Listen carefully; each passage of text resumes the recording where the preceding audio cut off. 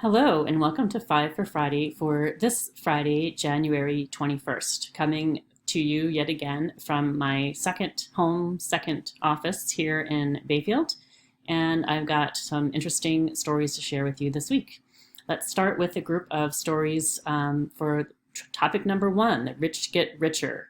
Some data coming out about investments in the year 2021, including that 900 startup companies were valued at $1 billion or more in 2021. That's right, $1 billion per company.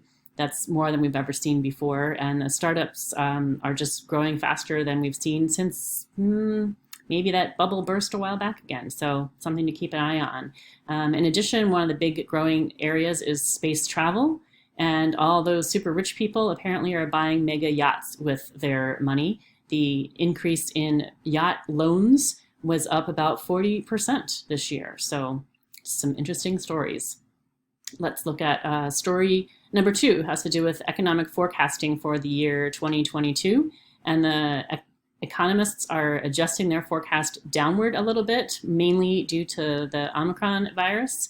And what they are expecting is that there will continue to be inflation, there will continue to be an increase in wages, and growth will be a little bit slower than expected, but things should stabilize by the end of the year. So there you have it. So let's move on to story number three.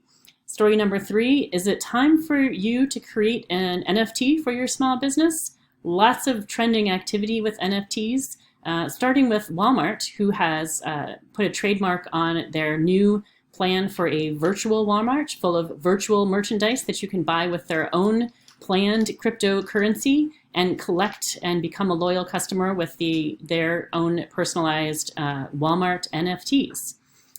Going along with that, I saw an interesting story about a dining club in New York City that you can only belong to if you own one of the small number of NFTs that were created during a bidding process. And that just gives you permission to walk in the door, and those NFTs are going to continue to increase in value. And if you look at the data overall, $4 billion in sales in NFTs in January hit a record, and one of the markets that trades NFTs. Who knew that they even existed? So it's time to start paying attention to what's going on in that world and figure out how this can benefit you or your customers. Story number four, some news stories coming out of California. I always figure California is an indicator of change for other things. First of all, one of the U.S. congressmen from California would like to change the official number of working hours for anyone to go from 40 to 32. So anyone working over 32 hours would have to be paid overtime. Will he succeed? I doubt it, but something to be watching for. And also out of California, big tech, of course, always in the news. And in this case, just be aware that there's more and more on the regulatory and antitrust environment going on, specifically in Asia and Europe. So even if we don't make any progress with our US attempts to break apart big tech, we still might see some changes taking place if the other countries can have some success there. And then story number five is about the future of education. More specifically, Arizona State University has a plan to offer free education online, hoping to hit 100 million people by the year 2030, with a focus on the Middle East and Africa as areas that could benefit from this education. And the classes will be generated and graded through machine learning and artificial intelligence. You will be taking the classes on your phone or a laptop if you have one, and your professor will be an avatar. So I guess it's a good thing I got out of teaching in 2020.